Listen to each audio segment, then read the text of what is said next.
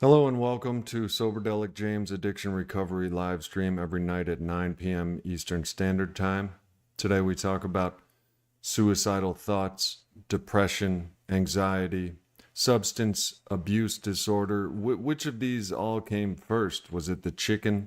Was it the egg? Signs of mental health awareness, and it's all can be abstract, obtuse, confusing. Do you like my hair? If you don't, I might get depressed. This is a world that we live in that creates despondency and doubt, self doubt, substance abuse, despair. A world, by that I mean the media, commercials, Instagram, TikTok, Facebook, peer pressure, social pressures.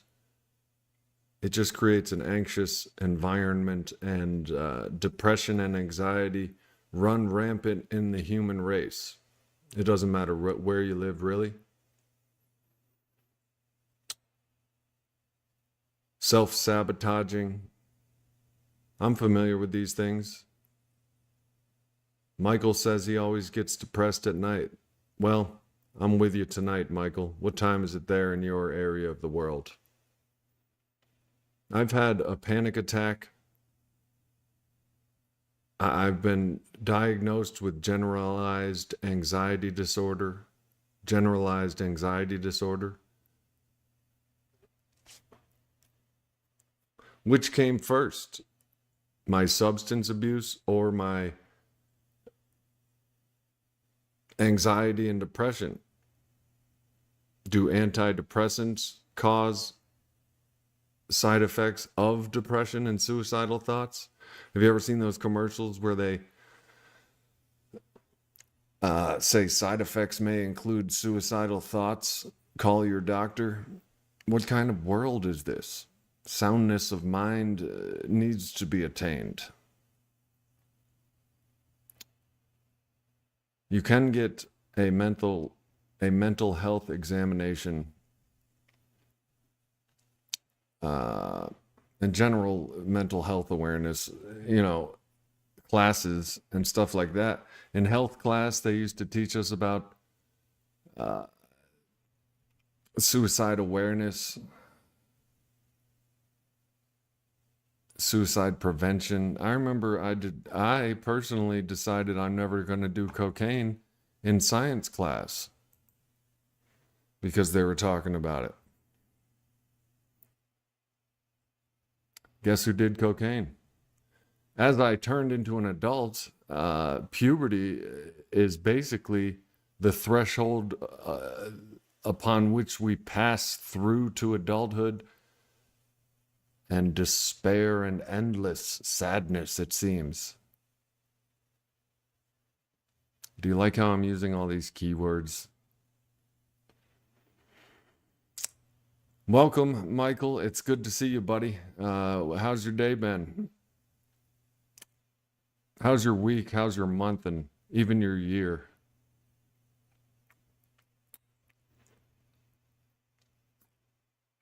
We got good news. We got bad news. Do we have any news? No news is good news. If you watch the news, depression can be a thing.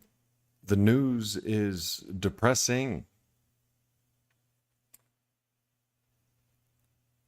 People watching can be depressing. Is this a depressing stream? Hell no. We're going to turn it right around. Let's talk about substance abuse and depression, the link between the two, and which one comes first. Spicy Peaches talking about the bewitching hour. I've heard of the witching hour, 3:30 a.m., where ghosts and demons alike are active. Then you got depressed ghosts. Even after we die, we got depressed ghosts and stuff.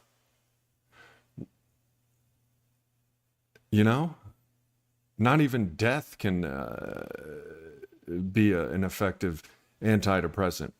For all of you who have considered suicide, and I'm one of them, so don't feel bad. I'm sure the human condition provides a lot of opportunities to consider ending one's life. Suicide prevention hotlines are available, and reach out. Don't make a permanent decision on temporary emotions. Let's get that out of the way first. If you have or ever do consider suicide, I'm not going to say cheer up, although I almost did. But options are available. I heard in Oregon, it's legal now, assisted suicide. Yeah, I've been on the Prozac for a while, Mike Tucker. Good evening, Stephen Foss. It's always good to see some familiar faces. Make sure you guys are getting notified of my every night live stream. You may have notifications clicked, but not notifications sent to your phone. I don't know. YouTube told me to tell you.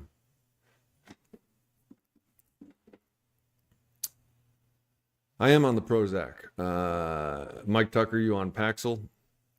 I don't think I've tried that one, but I have tried numerous antidepressants to either little avail or much success with very undesirable side effects. Yeah, me too, Mike Tucker. And trust me when I say I do want to go. Trust me when I say I do want to get off of antidepressants. I know you do too. I don't want to be taking drugs. I've been self-medicating my entire life with disastrous results. Depression is probably a side effect of some pharmaceutical products. You know what I mean? Depression and anxiety is sometimes listed as side effects for antidepressant and anti-anxiety products. Suicidal thoughts can be listed on the, I mean, these are, have you ever noticed the list that they announce on the commercials for these antidepressants and stuff? Skimbly bimbers, man.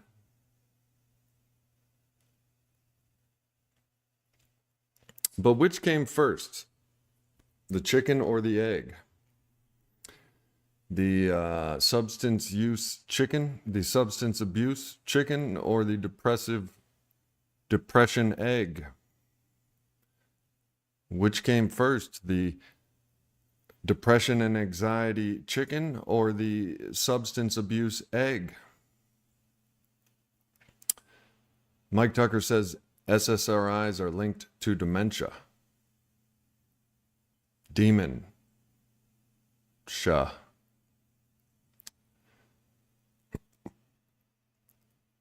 I'd rather be anxious than not know my name. I agree. How you doing, Jeff? Welcome.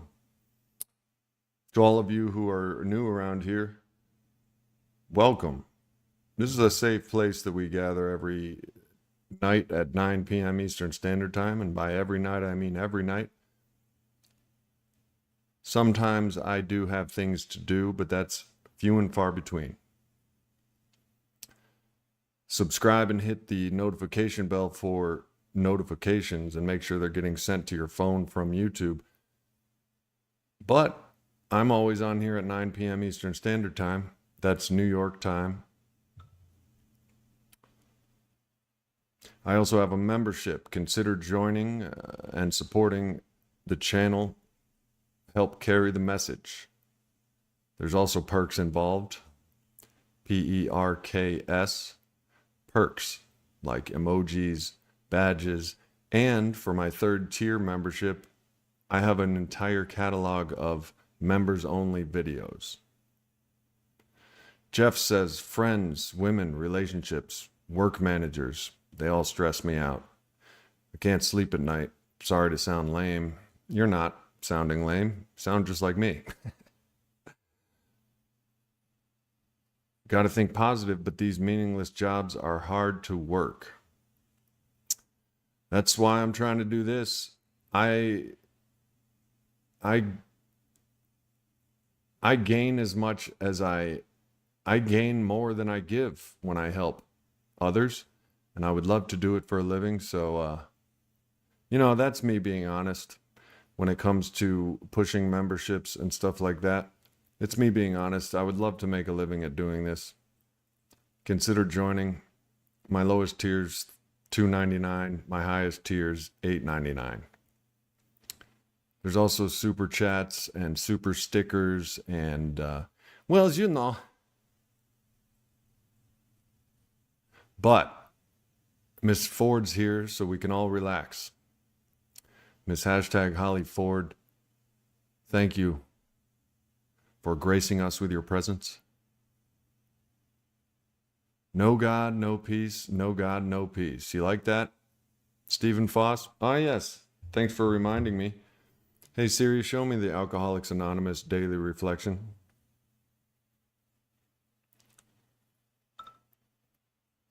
Here is the Alcoholics Anonymous Daily Reflection. Today is May 15th. It's called No God, No Peace, as in knowledge, KNOW. May 15th. It is plain that life, which includes deep resentment, leads only to futility and unhappiness. But with the alcoholic, whose hope is the maintenance and growth of a spiritual experience, this business of resentments is infinitely grave. Alcoholics Anonymous, page 66. And then there's a short poem, or a short saying, there at the bottom. It says, no God, no peace. No God, no peace. Alcoholics Daily Reflections. The Alcoholics Anonymous Daily Reflections can be looked up by looking up Alcoholics Daily Reflections, or you can get the Everything AA app, and it's got everything AA. The literature, the daily reflections, everything you need. So consider that. There's lots of broken people in the world. Well, we don't know that. It seems like you're right, though. Hey, Hillary May.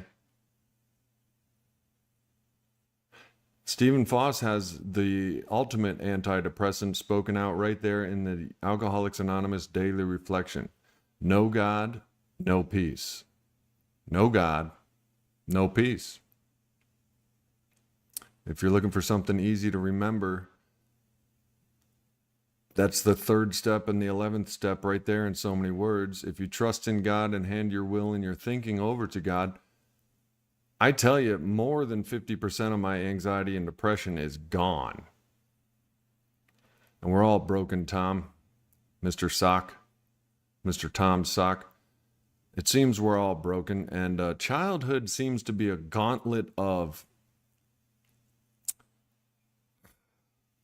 disorders and disease and illnesses and injuries that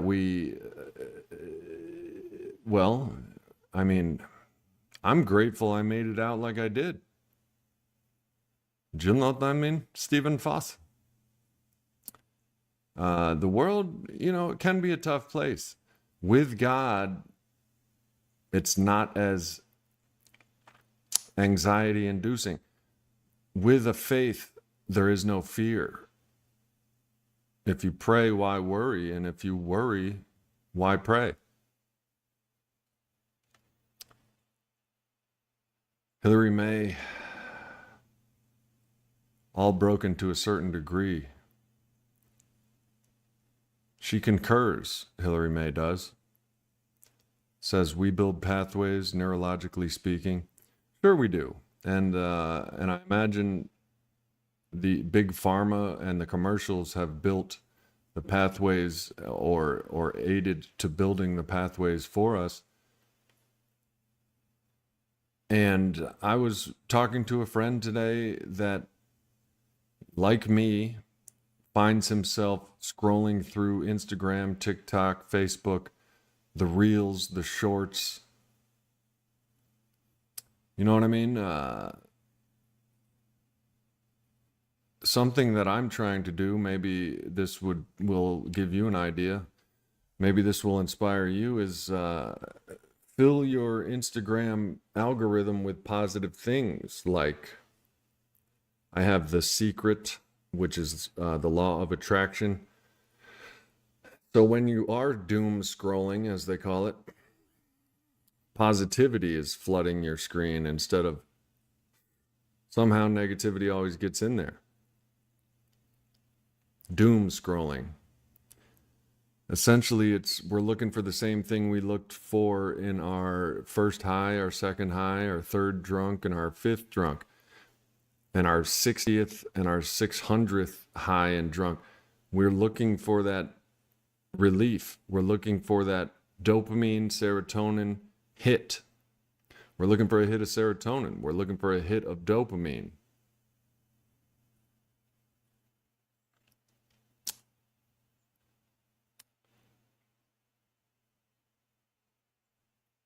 Well, we all get, I mean, they hired the same people from Las Vegas that work and design and work on slot machines to get you addicted. They hired those same people to get you addicted, to get us addicted to Instagram and Facebook and TikTok, and they're always coming up with something.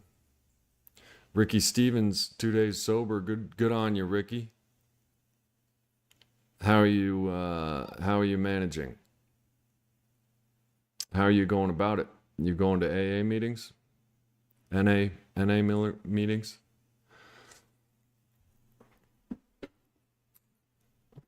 I'm a huge advocate and member of 12-step meetings, 12-step recovery, 12-step literature, and 12-step principles. So I will tell you, but I'm not going to beat it into you. The 12-step programs and the rooms and the fellowship is where it's at. 2 days, Ricky, I don't know how much you drank or how often, but around your second, third, and fourth day, you'll be experiencing heavy physical withdrawals from alcohol if that was your drug.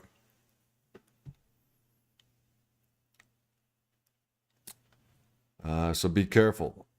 If you need to detox, you need to detox.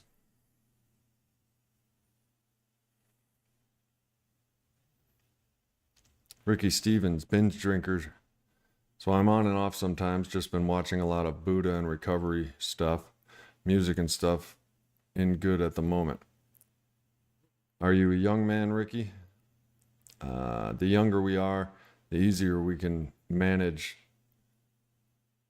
what used to be hangovers turn into withdrawals, delirium tremens, alcohol withdrawal seizures, things of this nature.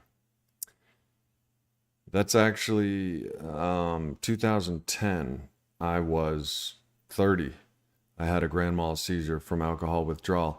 I was a binge drinker. I would go heavy and then quit. But after a while, quitting was consequential with sweats, insomnia, shaking, seizure. I had one seizure. That's one of the worst case scenarios, the alcoholic seizure. There's also alcoholic hallucinosis.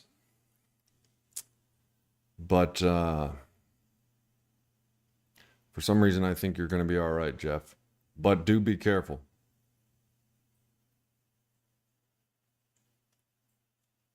A daily use drinker. Yeah, I was a daily drinker, Ricky.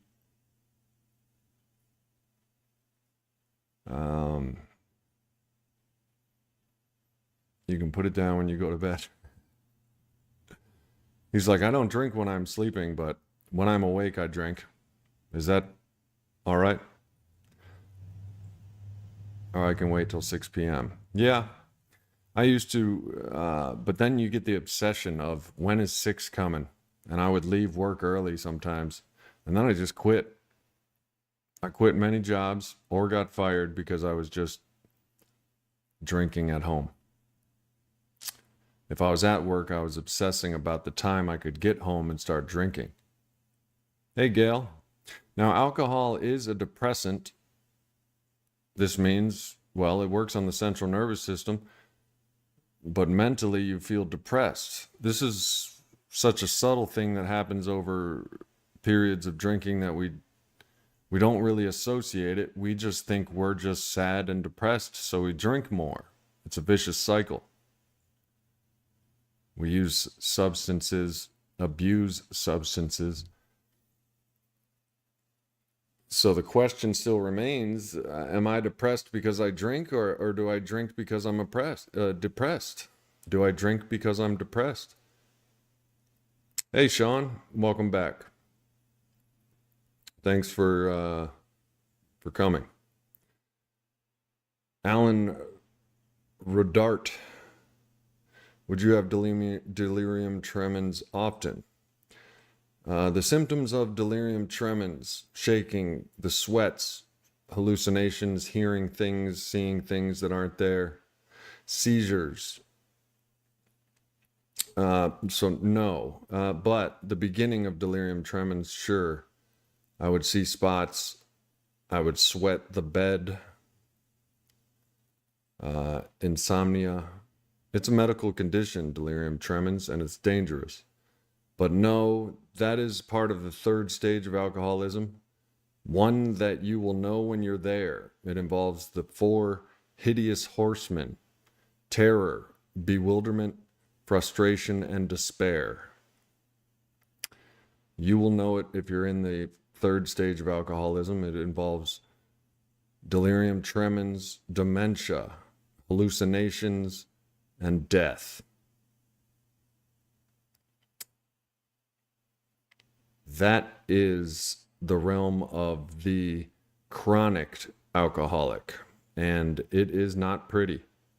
Yellow skin, liver failure, bloated bodies, dead bodies everywhere.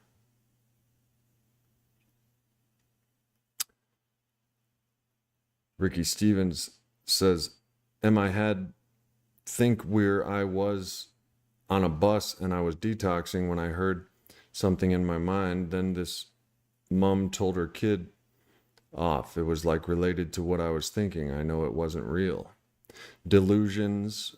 Delusions are believing a reality that isn't real, but your brain is so tweaked from alcohol that you actually believe unbelievable things normally, and typically unbelievable, you are convinced that they are possible and actually plausible and real. This comes along with anxiety and depression. The life of an alcoholic is traumatic, so it has been suggested that we suffer from post-traumatic stress disorder or post-traumatic stress syndrome. Alcohol affects every cell of every organ of the body. It literally affects every cell of the body. And it's very destructive, very deadly. Death is the final result of the third stage of alcoholism. And many other drug use and drug abuse. Substance abuse disorder is no joke, and it is directly related to depression, anxiety, despair, frustration, terror, bewilderment, and death.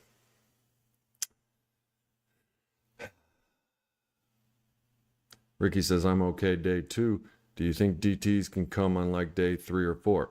I had my grand mal seizure from alcohol and benzodiazepine withdrawal, both affecting the central nervous system, on day 3. I tell that story in a couple streams ago and also a video. Just look up delirium tremens Soberdelic James in a different tab or after this video. I'll just briefly explain it. I went cold turkey off of booze and Xanax, and on the 3rd day started seeing spots, and then had a grand mal seizure that sent me into an ambulance in the hospital. Alan Redart, why do you think we love alcohol more than other drugs? I tried almost all drugs in the book, and alcohol I always have had to have. I can leave Coke alone, but if Coke was in my house, I could leave it alone. If alcohol's in my house, it's got to leave. Not that I'll do it in the next day or so, but if a week or a month goes by, there will come a time where I am defenseless against the first drink, and the first drink gets us drunk. We have a physical and mental disease. Mentally, I'm obsessed with taking the first drink, and physically, I experience a phenomenon of craving after the first drink that leads me to infinite. One is too many, and 1,000 is not enough. So to answer your question, every drug addict has a drug of choice, I think, personally, because whatever drug that is releases the dopamine, the serotonin, and whatever that person is trying to get. Emotionally, they may be searching for. It's often said that heroin addicts have abandonment issues, and heroin is the closest thing to a mother's hug. In a poetry kind of explanation. Alcoholism is a depressant. However, we have anxiety. So I was obsessed with alcohol, benzodiazepines, downers, because of the plaguing anxiety.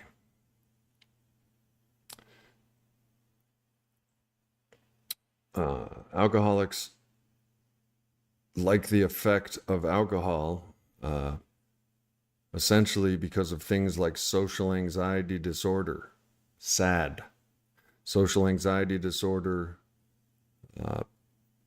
pressures from the outside world that we can't really cope with. Alcoholics Anonymous, the 12 steps, teaches us how to cope with it, because to drink is to die. And you'll have to excuse me. It's a hot summer's night.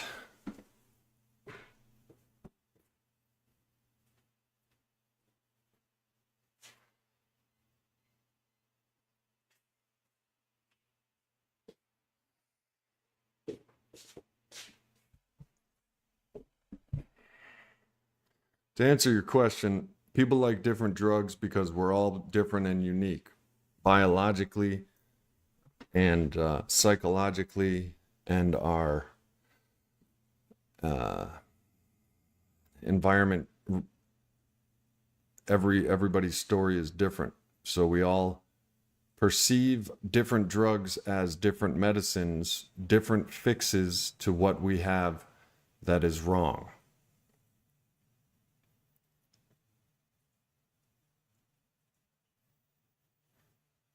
I had lorazepam once, is good stuff, but also addictive, and no doctor in UK would give it to you. That is a benzo. You can also withdraw and have a seizure from that.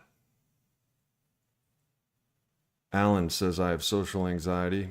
I've been diagnosed with it. You're absolutely correct.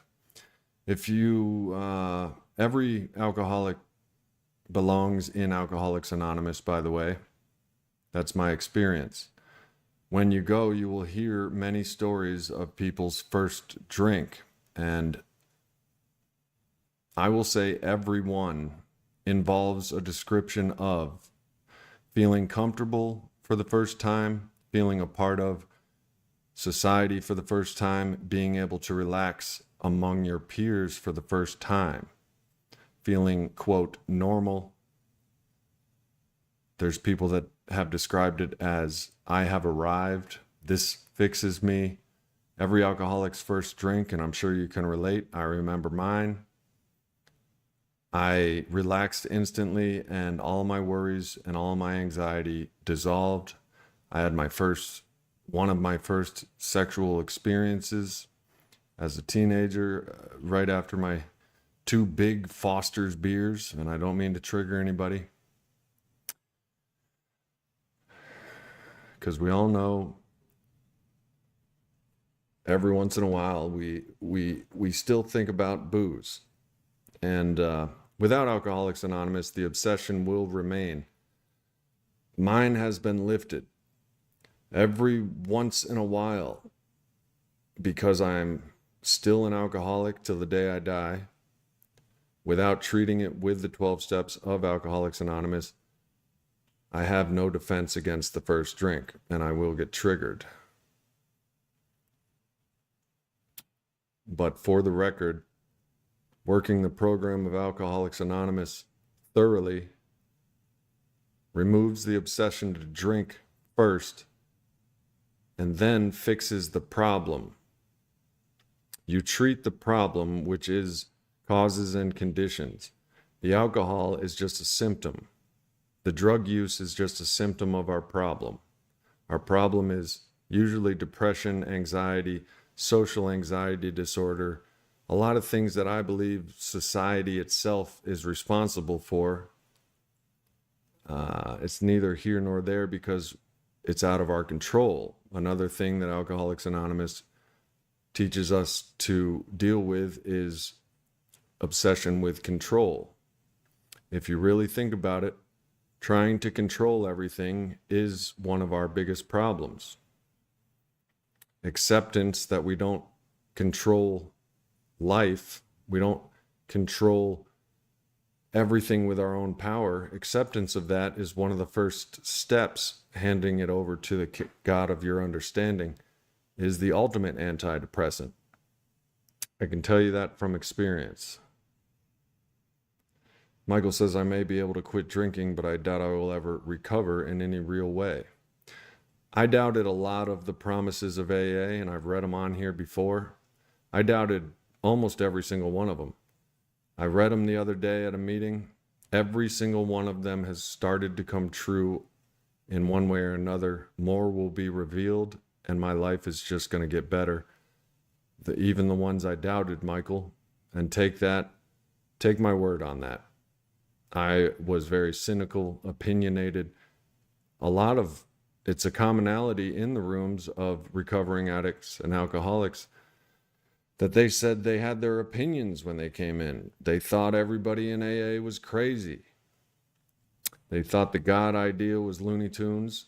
They didn't believe any of the promises, and they wanted to leave, except people in Alcoholics Anonymous love you until you love yourself. They tell you to keep coming back. We'll save a chair for you. You start to realize they want nothing from you other than for you to remain sober. And in turn, you return that favor by helping when you have achieved a spiritual awakening as a result of the 12 steps. You help others, alcoholics. And that is the program, essentially. Trust in God, clean house, help others. The word alcohol is only mentioned in the first half of the first step of the 12 steps, and only once. The rest is just life, because alcohol is only a symptom of our problem. I don't remember drink being really great as a teen, but as I got older, I started using it for anxiety, Ricky Stevens says. Right. And our relationship with alcohol changes. In the first stage of alcoholism, teens and 20s maybe, and sometimes it's different. Alcoholism is a progressive, cunning, baffling, and powerful disease. Some people realize that they have a problem in their 40s, 50s, and even 60s. It doesn't have to start as a teen. Commonly it does, though, start around puberty. Some people in the rooms, you hear them say, I had my first drink when I was 6. But usually the most common age, or at least I've noticed, is around 13 and 14. How many people can relate to that?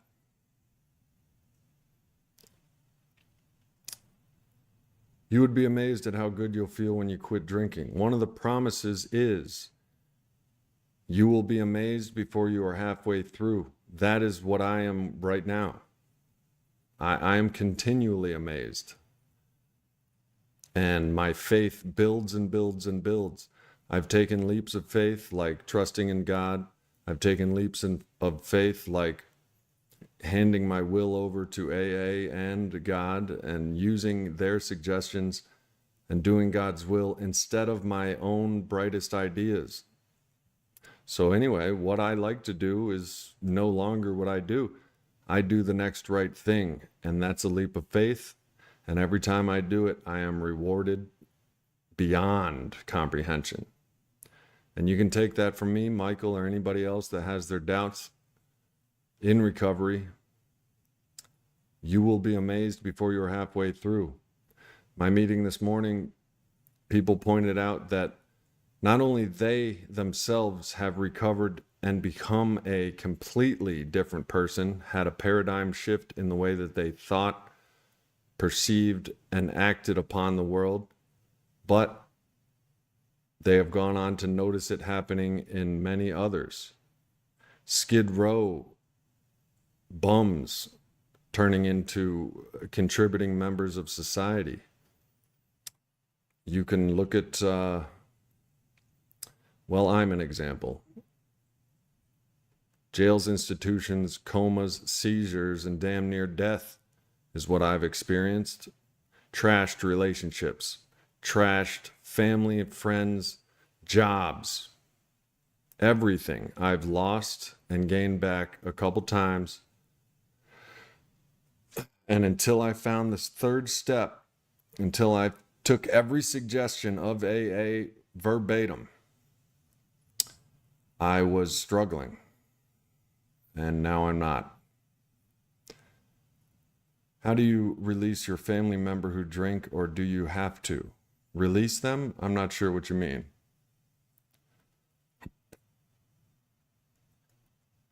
America's the same way, Ricky.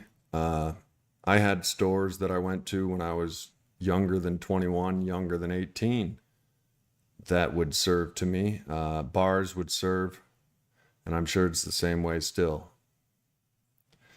Jeff says, first time I drank, I was like 12 or 13. A weird craving happened, and I took 5 shots of Absolute back to back on a dare. The craving factor I had every time I drank for 20 years. That's called the phenomenon of craving in the doctor's opinion in the beginning of the big book of Alcoholics Anonymous. A medical physician writes about 2 pages as a testament to the following pages. And one of the things he says is, alcoholics seem to experience a mental and physical allergy to alcohol. Mentally, we are obsessed with it.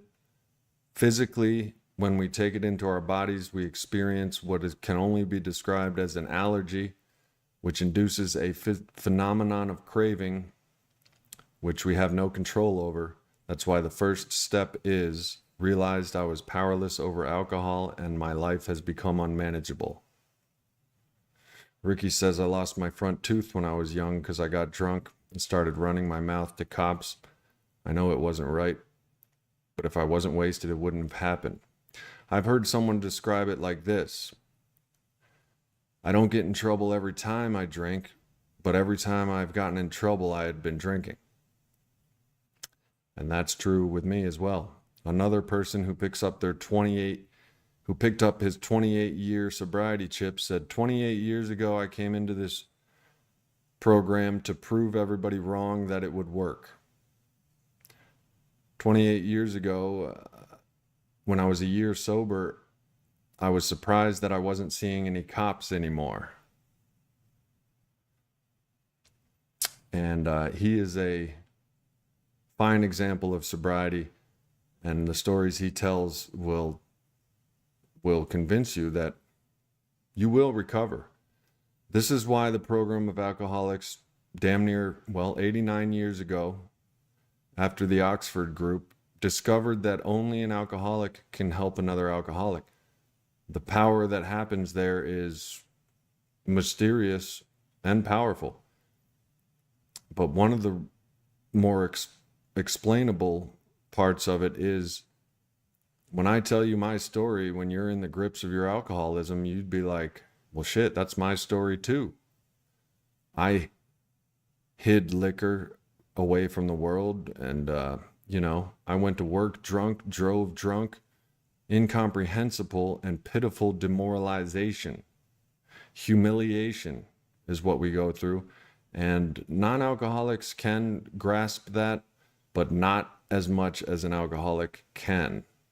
Having no power over a simple thing like alcohol it defies logic. It's hard to believe. When an alcoholic comes along and tells you their story and it involves similar stories to your own that you maybe haven't even told anybody because they're so pathetic, I will tell you an equal or more value of patheticness in my stories, which is what I try to do here. Ricky says, I think I may even had been on a suspended sentence once for drunken disorderly. That for like 6 months. You do anything, you going straight to jail. Lucky the time passed and haven't been in. Trouble with cops for years now. Yeah, that's what that guy said. He's 28, 29 years sober. He's on his 29th year. He said 28 years ago when he stopped drinking, he was looking around for the cops. He had thought the cops had it out for him because he was getting arrested so much. He thought the cops had it out for him. When he stopped drinking, he didn't have one encounter with the police. Alcoholism is so cunning, baffling, and powerful. It'll convince you that the cops are after you. Everybody's out to get you. All the problem is elsewhere because it doesn't want to be revealed as the main problem. The main problem is our ways of thinking. The main problem is our thoughts, our obsessions. It's a sickness. It's not our fault. It doesn't mean we're weak. Admitting powerlessness is one of the biggest power moves you can make in your entire life. The knowledge of powerlessness is power. That is the first step of Alcoholics Anonymous. Realized we were powerless over alcohol and that our lives had become unmanageable. That is one of the most powerful realizations that you will ever have in your life. So in surrender, there is great power. In surrender, there is great power. It is counterintuitive, especially to egomaniacs like myself and other alcoholics. I am not an egomaniac any longer unless I stop treating my disease with the program of Alcoholics Anonymous. I go every day. I'm not saying that to be a saint or a hero or holier than thou. I go because it's my medicine. I don't drink alcohol for medicine anymore because it doesn't work. Number one, it stops working like it did once. We all can attest to that. And number two, the consequences build up and your life disappears. There's people in prison because of alcohol and alcoholism. Life prison, from vehicular manslaughter to first-degree murder, I'm sure, to all kinds of pitiful and demoralizing acts.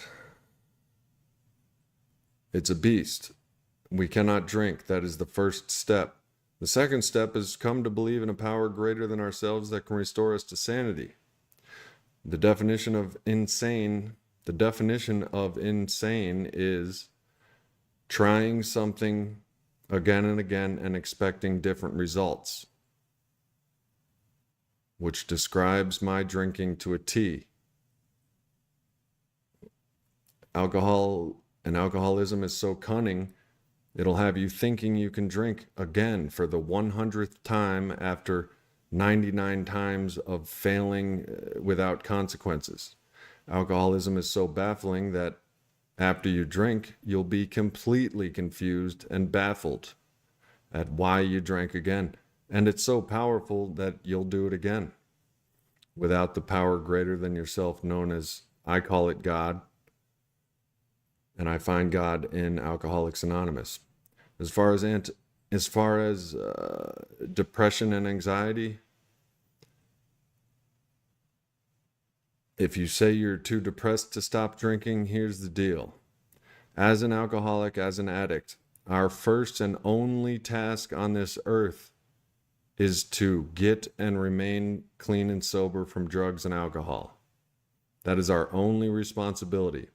After that, things fall into place like puzzle pieces. You would be amazed before you are halfway through. Jeff says, I'm embarrassed to say it, but I got pulled over drunk driving 7 times. Always let go. I was 100% in the wrong and ashamed for myself. I put others at risk. I'm sorry. Well, I know you are. So I feel you. And when you get sober, you make amends to the world by doing service work, by being a good human, by making the right decisions, doing the next right thing. Making amends is the 8th and 9th step of AA. You do them in order because we're not trying to invent the wheel, and even when we do, we get it wrong anyway. So here's the deal about Alcoholics Anonymous. It is a blueprint for life without drinking. Follow it to a T, and you will be happy, joyous, and free. I drove drunk many times. I've had 3 DUIs, and one time I woke up 2.5 months later from a medically induced coma because I wrapped my Ford Explorer around a tree. Thank God it wasn't a family, or I would have woke up in prison. So I am grateful. Gratitude is another antidepressant and anti-anxiety medication. Depression and anxiety are part of alcoholism. Alcoholism is just a word to describe the condition of someone who seeks relief through alcohol. Brits have a pub bar culture here, beer gardens, cheap food, and booze, but I'm going to stay the hell away from them, Ricky said. So it's baffling. You will say that if you are an alcoholic. I don't know you. Only you can diagnose yourself with alcoholism. But I know myself. It's baffling. I have gone on the wagon and been good at it. I've gone for as long as 18 months. This is what's called white knuckle sobriety. You're trying so hard to stay sober, your knuckles are white from gripping so hard. The only way, in my experience and my opinion, is Alcoholics Anonymous. And that is the realest thing that I can say.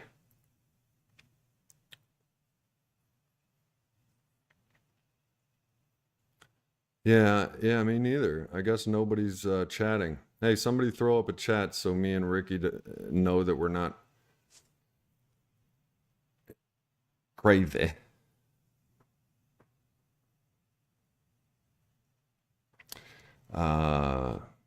Ricky, you say you're going to stay the hell away from them, and you will. You could do it for a year. I stayed away from booze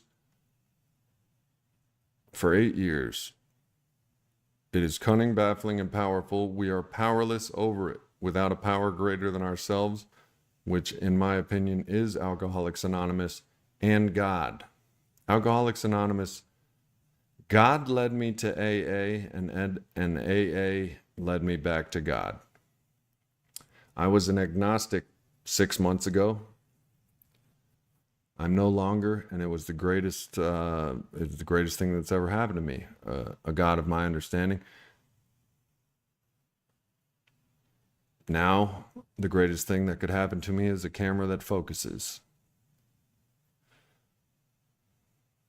Maybe next time will be different. That's what everybody's alcoholism says. Thank you, Spicy. That's dead on, bullseye.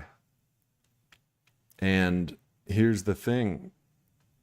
A guy of 10 or more years sobriety described, he was speaking, and this is the value of going to meetings. This is one of the best parts, is listening to other alcoholics talk about Not only their experience, but in their experience, you hear your experience. And what he said was people asked him why he relapsed again and again and again. He finally figured out it's because he lied to himself and believed it again. The thing is, alcoholism, addiction will lie to you in your own voice. It will take on the own identity of you, and you think you're listening to yourself, and it's your disease of addiction calling the shots. And it just doesn't say something simple like maybe this time will be different and then you're off to the races. It could be that simple, but usually it's something like you're depressed. It works. If I could explain it, it wouldn't be more cunning, more baffling, and more powerful than myself. Yeah, it says right in the big book, the illusion that we can drink like other men and women has to be smashed. Some people chase this illusion to the gates of insanity and death. Stop me if I'm wrong. That's absolutely correct. People die from this disease every day. You're chasing the illusion that you don't have a disease. You're chasing the illusion that you can drink like other men and women until insanity or death. And before it takes your life, it takes your life. It takes every bit that life is made out of, and then finally physically takes your life. I hear you, Spicy, and I hear you, Ricky, and I hear it all the time. That's one of the benefits of attending meetings is listening to your own experience from the mouths of others.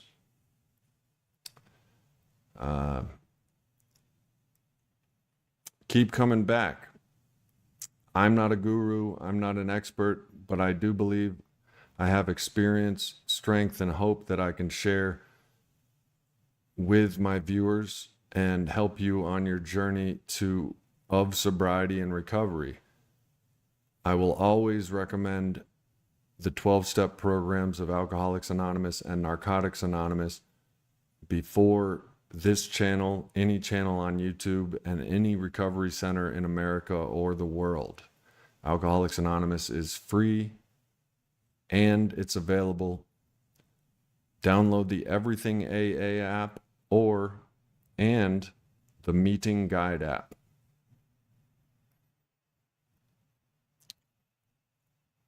I have it in my genetics, Ricky says. Died at 60, liver went. My dad's been clean AA for years. Yeah, the proof and the evidence is all around us. As sick people, we want evidence, we want logic, we want proof. Our addiction will somehow diminish the evidence around us. It'll say your dad just didn't drink because, this, that, or the other thing. Your dad didn't drink because he went to AA. Your dad still goes to AA, doesn't he? I would bet. And I imagine you've noticed a change in him that is awe-inspiring. Thank you, Miss Ford. My grandmother died of lung cancer. Her husband, my grandfather, died of liver cirrhosis. My mom died of lung cancer. My sister just died of a heroin overdose not too long ago. Both me and my living relatives suffer from alcoholism. Not all of them, but some of them. And if you don't believe alcoholism is a genetic disease, just consider the Irish, the Polish, Russians, all heavy drinkers, British, and now Americans. Michael says, I'm still furious about what was done to me. I don't want people approaching me or talking to me, and for sure no friends with me. Trust issues. Here's the deal. You can trust the rooms of AA. They have your best interest. Now, there is multiple personalities in AA, and not everyone's a good person. But not everyone in the grocery store is a good person. The rooms of AA are sacred. It's a flock of sheep, and the wolves stay outside. We flock together. We recover together. Stay close to the middle of the herd, and wolves will not get you. I understand, Michael. I have trust issues myself. When you trust in God, though, all of those trust issues dissolve. I won't say immediately, sometimes quickly, sometimes slowly. But trust will materialize if you work for it.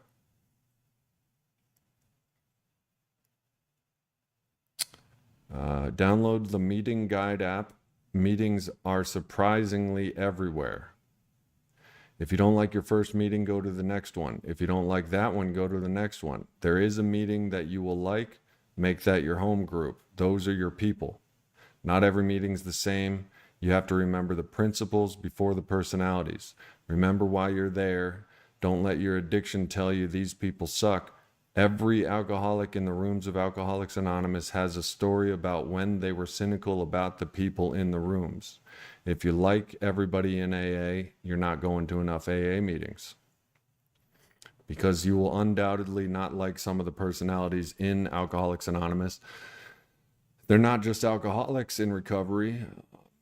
They are human beings, and human beings can be difficult. But if you concentrate on principles before personalities and progress instead of perfection, you will make it. Be honest with yourself and others.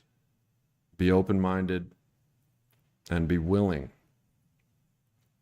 In the book written by Bill Wilson, Another Drunk, he got sober after having a spiritual awakening in 1934, 1935, and went on to help the world. In the book, he writes like this. He will write about the problem, write about the solution, and write about the implementation of the solution. And that's the big book of Alcoholics Anonymous. It's one of two books that hasn't changed over a long period of time. The first one is the Bible. The second one is the big book. They are immaculate pieces of literature, so immaculate that they haven't even been messed with over 2,000 years, and the big book hasn't been messed with in 89 years. It is the same. The first 164 pages remain the same. Kill themselves. 2 drinkers, Ricky says. It's funny how I don't know other people who didn't kill themselves who didn't drink. Depression, anxiety, and alcoholism, suicidal tendencies and suicidal thoughts are rampant. These things produce a hopelessness, a helplessness that only other people that have experienced it can relate to. Those people you will find in the rooms of Alcoholics Anonymous. I'm glad I can help, Alan. It helps me to help you. It's kind of how it works. The 12th step and final step of AA is, having had a spiritual awakening as a result of the 12 steps, carry this message to other alcoholics.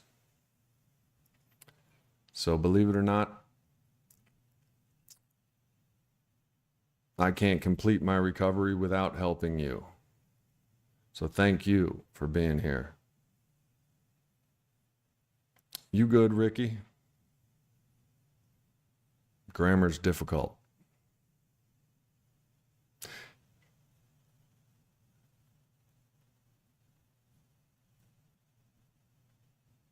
Suicide can seem like a real option when things get dark and hopeless.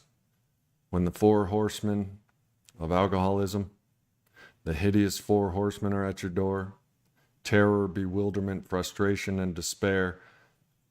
Suicide seems like a real good option, but let me just say, these are temporary emotions. There is a solution, and it lies in the 12 steps of Alcoholics Anonymous. Don't stop going to AA meetings until the miracle happens. Keep coming back. If you need to find a meeting, download the meeting guide app. If you need to read about AA, there's a free app. It's called Everything AA. It's got everything AA. Everything in AA you can trust. The people you have to pick and choose. But I will say the majority. Social circles have a way of expelling those who do not belong, and the only requirement for membership in AA is a desire to stop drinking.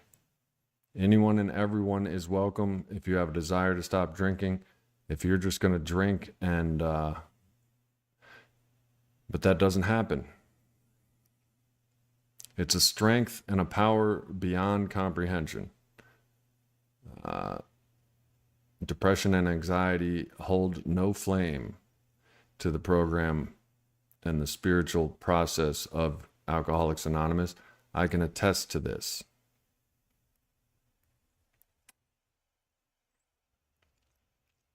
Find a meeting book. If you go to an AA meeting, if you know of one near you, just say, I'm a newcomer. My name's so-and-so, or you don't even have to say your real name. It's anonymous. You just say, I'm a newcomer. I don't know what to do. I'm at the end of my rope. Hopeless, helpless, terrified, bewildered. And they'll give you a list. They'll give you everything they need, everything you need. But I will tell you, AA.org is one way to find it without the apps. And I'll put that in the Skimbly Bims. I'll put it in the comments right now. And NA.org is another option.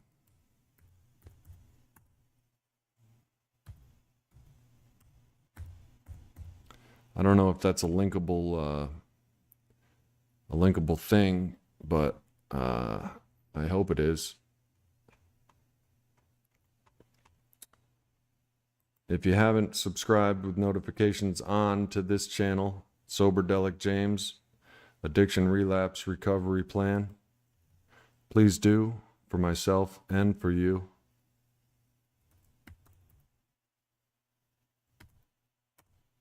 Here's the link to join my channel if you would like to help carry the message and be a part of a community of recovery, trust, experience, strength, and hope. I am here to help, and it's not, you can count on that because it's not all for you, it's also for me.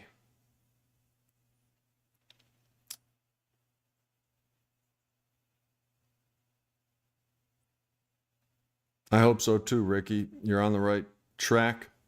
Remember that alcoholism is cunning, baffling, and powerful. That doesn't mean that if you study it long and hard enough, you'll be more cunning, more baffling, and more powerful. It means it will always be more cunning, more baffling, and more powerful. It is futile, useless to try to figure it out and overpower it. But by this I mean the only power great enough lies in the rooms of AA and in God's hands. There is no human power that can relieve us of our alcoholism. You can either realize that through countless attempts and failures, like I did, but also I realized it with a combination of listening to the stories of recovering alcoholics that have gone before me, a couple of which are in the big book of Alcoholics Anonymous. If you download the Everything AA app, you have the book, you have all the AA literature. It's as simple as that. You can do it right now. Everything AA.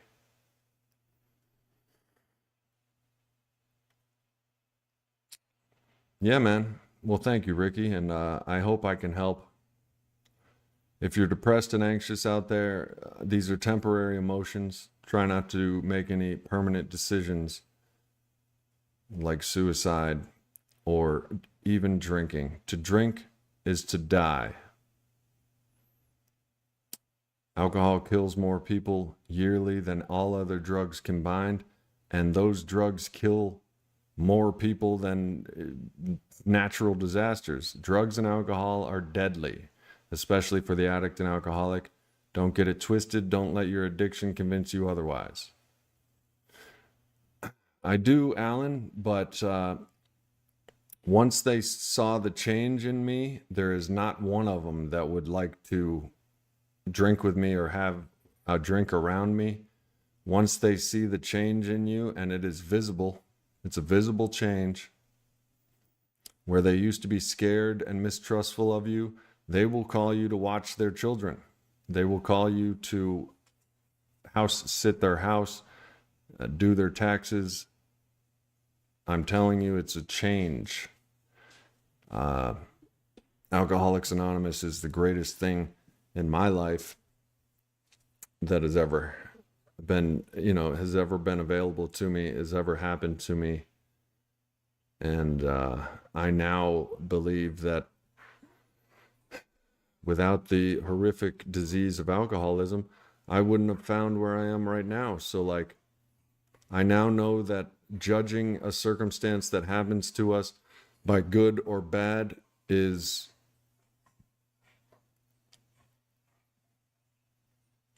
unwise. You never know how God is working in your life. If I wasn't an alcoholic, I wouldn't have discovered spirituality. I wouldn't have discovered helping people is the way to true happiness. So if you're depressed, if you're sad, if you're hopeless, if you're helpless, so was I. And so is every alcoholic. And don't let your addiction keep you away from salvation. Salvation lies in the rooms of AA and in the hands of God. And I mean salvation from depression, anxiety, suicidal thoughts, and all of that. If no one's told you they love you today, I love you. We share a common enemy, and that forges love. I'm here every night at 9 p.m. Eastern Standard Time. Consider hitting the join button to support the cause. Subscribe and hit the bell. I love to see you around, and I love to hear your stories as well. But until tomorrow night at 9 p.m. Eastern Standard Time, keep it clean, keep it real, and keep doing the damn thing. Peace. Good job, Ricky. Keep it up.